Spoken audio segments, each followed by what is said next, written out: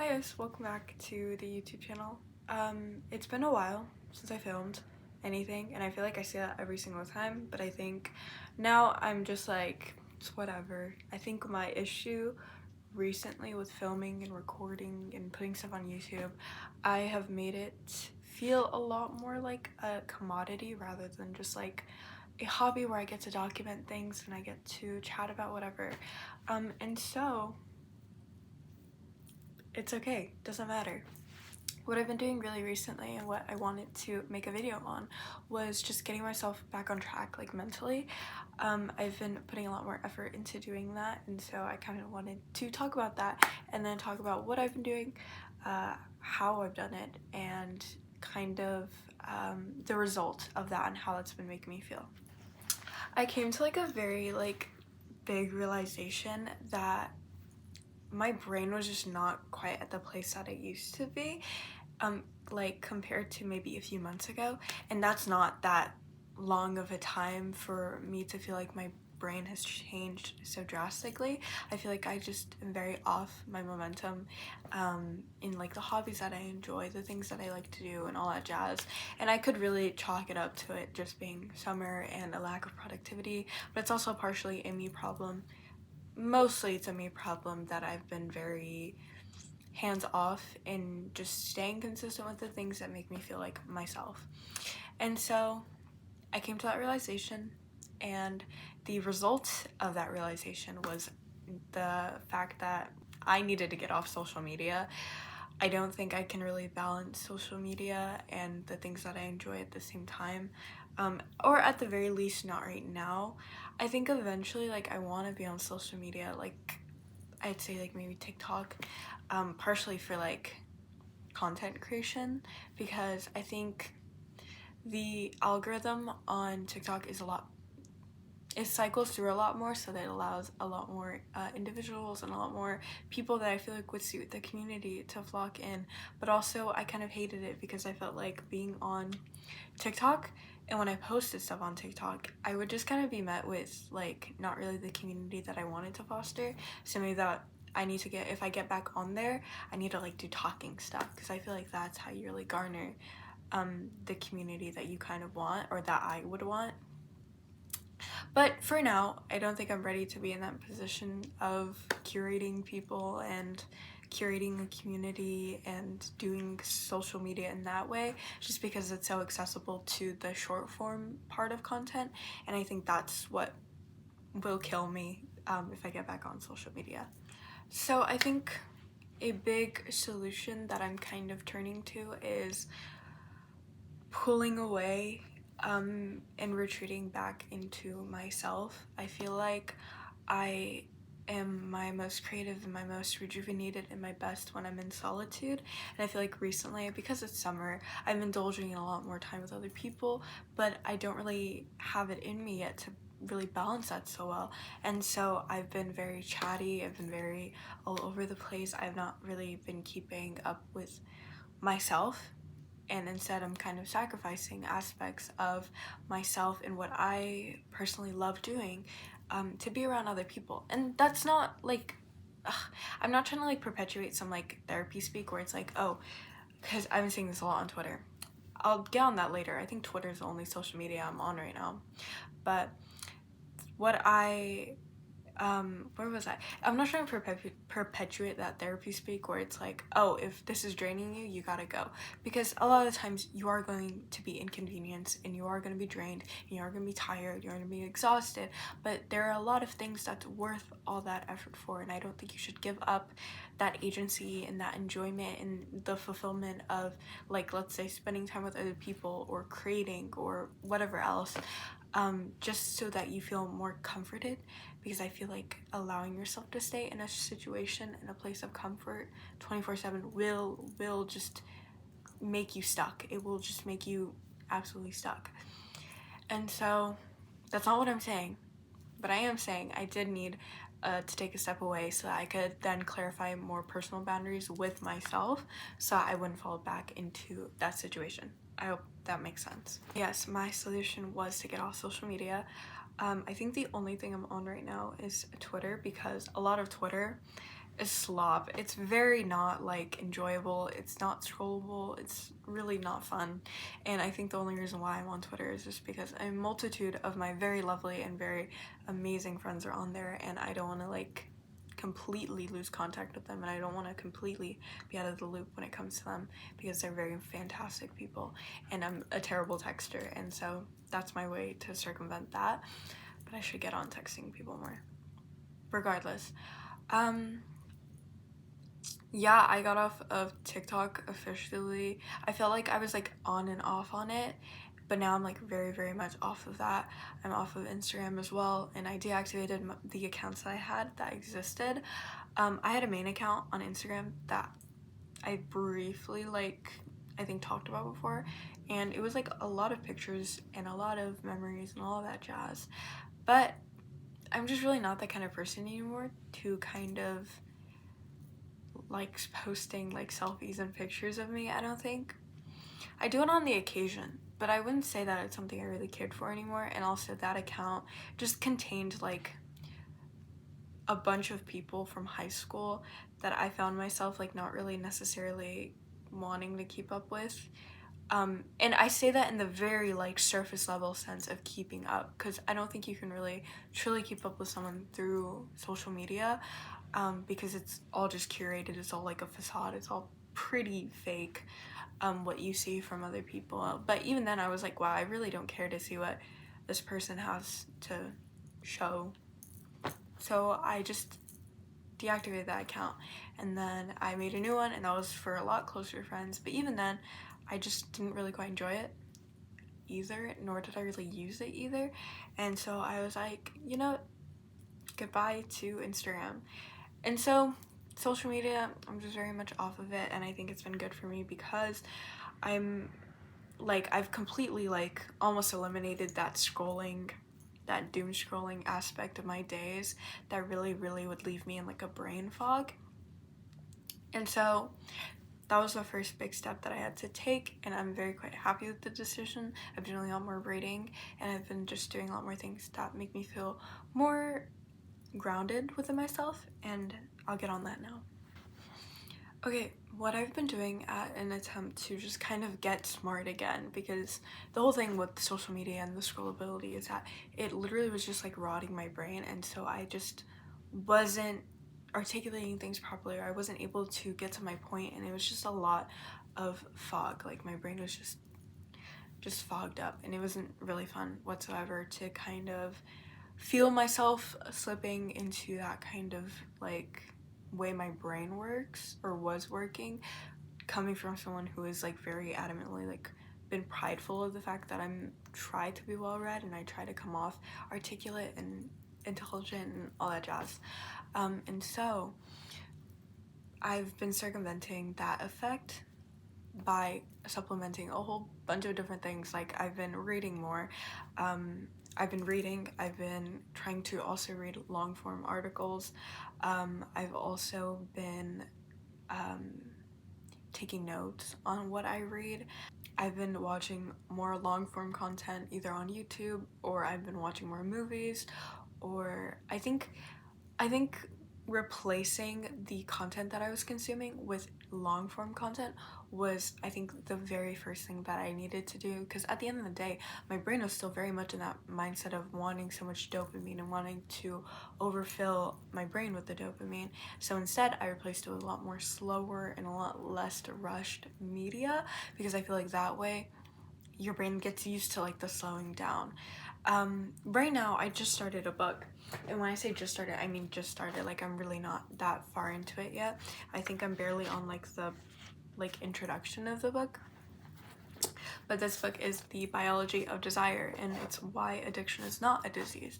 And the whole case that it's kind of presenting is that no, addiction is not a disease. It's more so the repetition of doing the action that makes your brain get used to it. And it's a very similar way to how we develop habits. I'll talk more about this once I actually start getting into the bulk of it.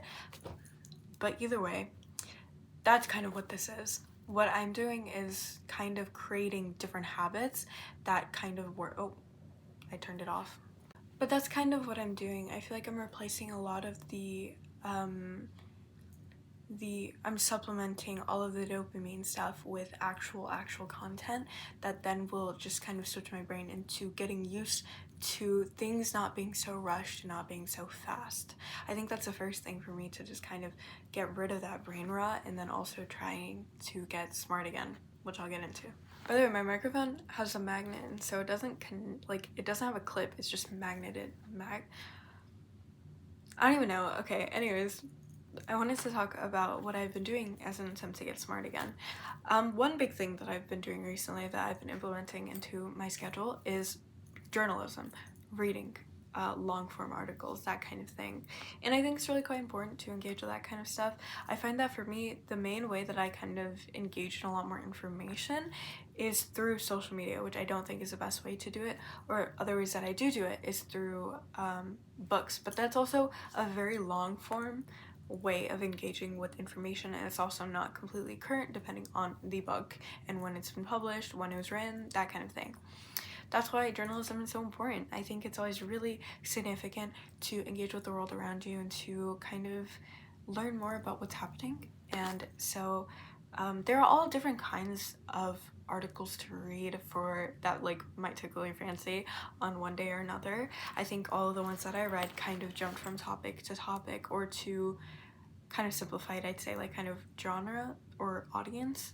Okay, I've written it down because I think another great way to just kind of engage with things more meaningfully is by tracking it and keeping an eye out for it physically. I do a lot of tracking stuff online, and digitally, sorry. But I think it's really important as well to kind of have things as a physical archive.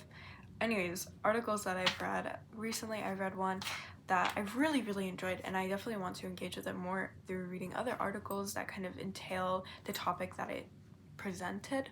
But basically, it was called Health Equity Capture: How the Weight Loss Industry Uses Black Celebrity in the Ozempic Era. This one was really fascinating to me, and I took notes on it, but I think I'll talk about that another time. Anyways, I'll link all the articles that I mentioned here down below. But it was really interesting, and then I wanted to follow up on reading that with other articles that kind of touch upon this topic, where racial discrimination and fat phobia kind of intertwine and intersect. And then also I read one that was How Do We Tell the Story of Gaza's Murdered Journalists? This is also really important. This was this author's attempt on kind of trying to make sense of a slaughter, because every day we see more people online pleading for help, and then also them dying, and it's really devastating, and it's really important to kind of remember all these people that have been martyred. But yes, that was one I read as well. And then I also read one when I was feeling a lot more sentimental. It was called Thank You for Finding Me. As a teenager, I met a stranger that changed the course of my life. 20 years later, I went looking for him. There's so many different articles that might tickle your fancy, that you might enjoy, that might appeal to information that you'd want to know. There's so many different things. I just suggest engaging in it. I think it's really fantastic for me to do this. I really enjoy doing this, and it's something that I want to continue to implement into my day-to-day, because I found that for all of them I took different notes on different quotes that were in them, what my thoughts were while reading them, that kind of thing. And that's why it's always really important to engage with stuff, even if you're just reading them. I think there's always so much to take from something you engage with. Anyways, articles are really fantastic. I have some different websites that I go to, and this was a recommendation from a Substack user, but here are just some that I picked out from it. Long Form, Long Reads, Stinging Fly, Literary Hub, and New Inquiry. I will also link that Substack post, where it's also actually about an attempt to get smart again. Okay, now I want to talk about writing. I've been trying to indulge in a lot more writing, but less in the way that I write in my journal, but in a way more cohesive, topic-centered kind of way.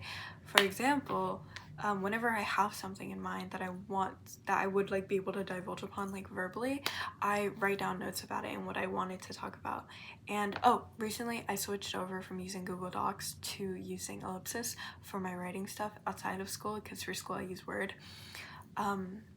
But that's because Google scraps like scrapes out like whatever you write into Google Docs to feed into AI, and I don't think that's something that you should really do. I think it's really gross because then it's scraping all this creative and all this educational work into something that will just regurgitate it in a very, very terrible way. And it's just very removing of human agency in that regard.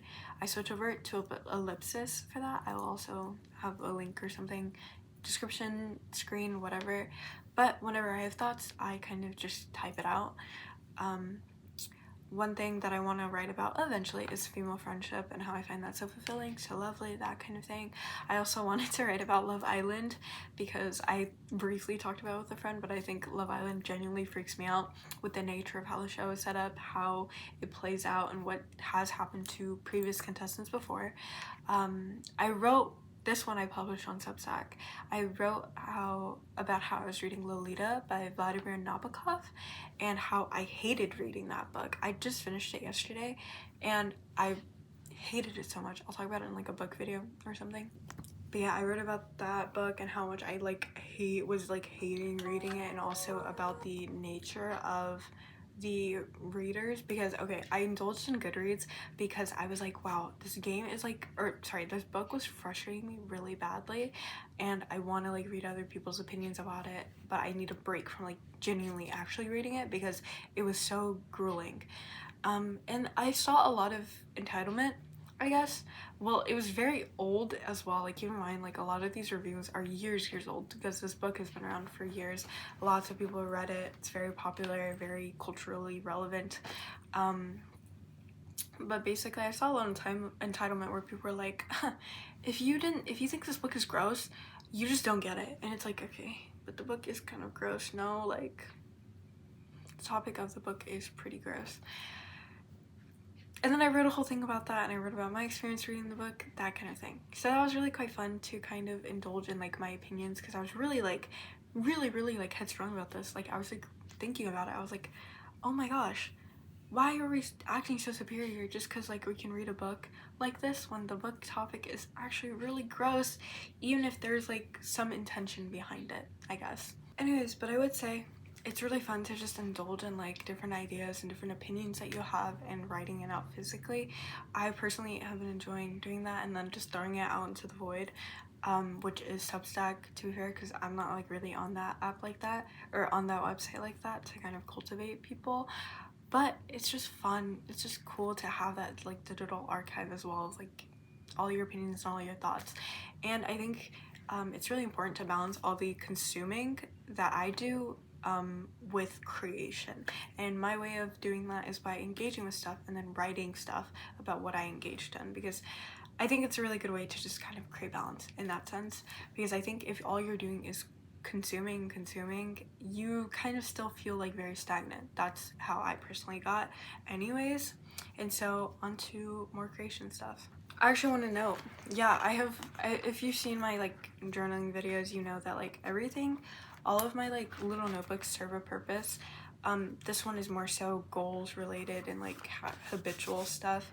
This one is my YouTube notebook that I kind of plan stuff in, and then this one is my personal favorite where I track albums I've listened to, movies I've watched, books that I'm reading, and the progress of which I'm reading the books, that kind of thing. And then that's one big thing that I like doing. Every time I watch something, I like to take notes on it and to write about what I really quite enjoyed about it, which I do on Letterboxd as well, but I find that this is always a lot more personal way for me to do it, and I enjoyed this a lot more than the way that I write on Letterboxd, because I feel like I get a little bit pretentious on Letterboxd.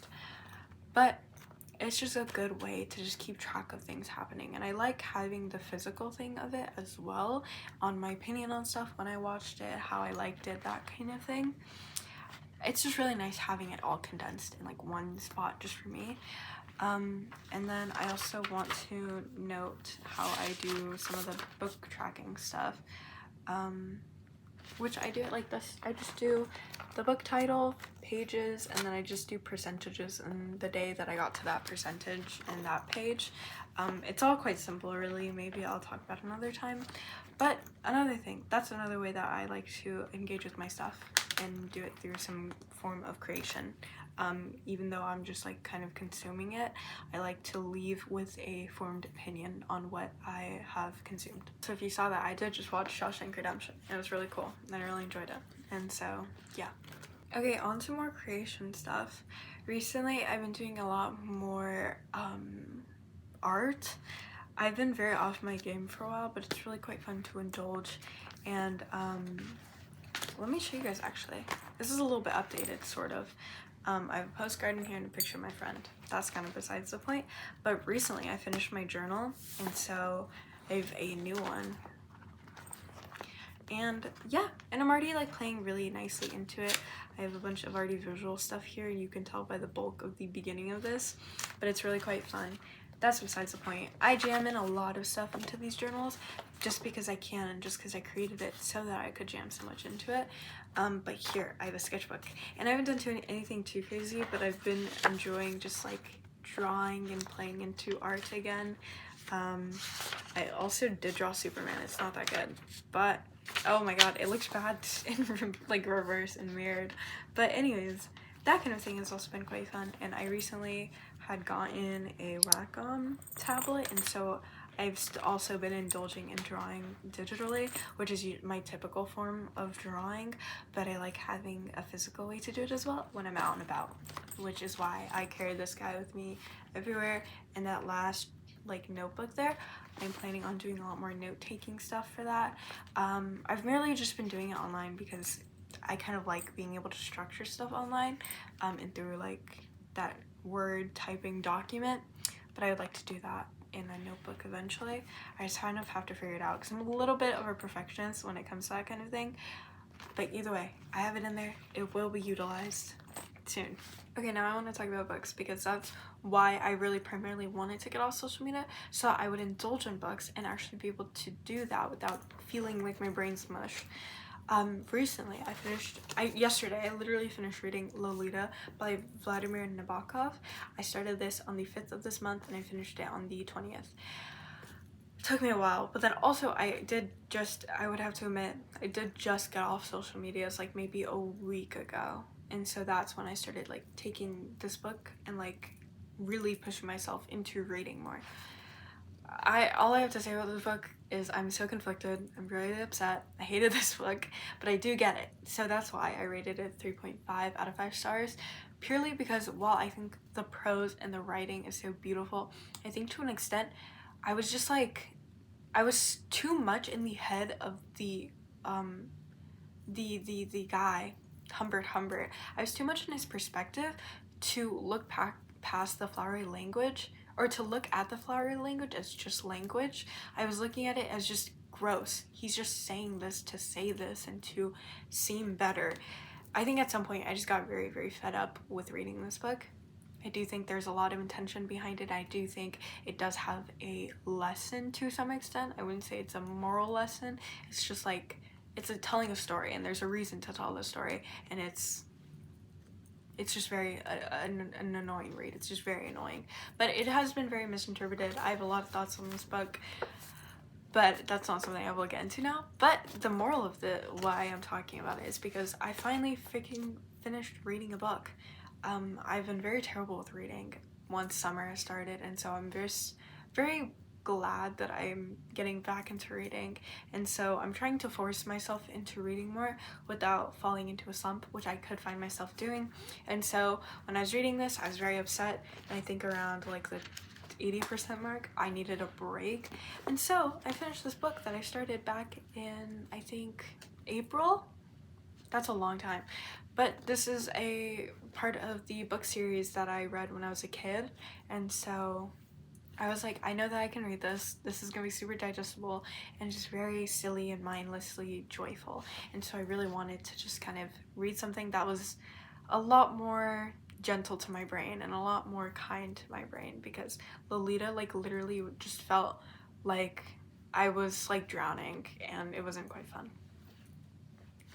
I did read this as well. And so I'm also still making sure that I engage with books that kind of like are fun for me to read, instead of just like with such hard-hitting topics like what Lolita had.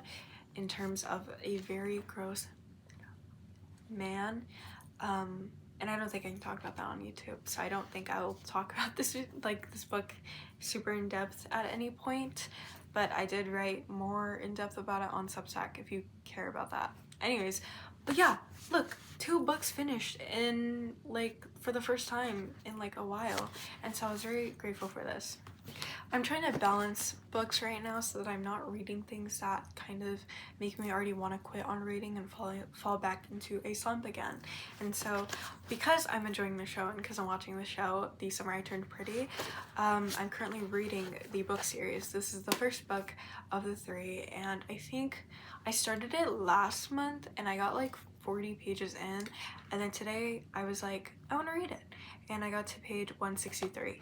And so this is also a really easy read for me because it's just young adult and it's very chill. It's not that crazy of a book for me to kind of read through, and that really helps to just kind of read something that is just actually just supposed to be just fun and enjoyable, because while I do love learning and while I do love engaging with stuff and kind of digging and deeping a meaning, sometimes you just kind of need to read something that you enjoy and that is mindless, and that's what I'm doing right now to also prevent the slump. But again, I'm reading this book, The Biology of Desire, Why Addiction is Not a Disease by Mark Lewis. I just started this today. I'm gonna try to get deep into it because it's not like I have much else to do, and I really am just very interested in the very concept of this book, and because I feel like the very common conception when we think about addiction is that it's a disease. It's just it also does remove a lot of stigma around people who are addicts because it's oh, it's not like you failed, it's just a disease. And I think it's a very interesting concept that this book has, and I'm very excited to read it, and so I'll talk about it eventually.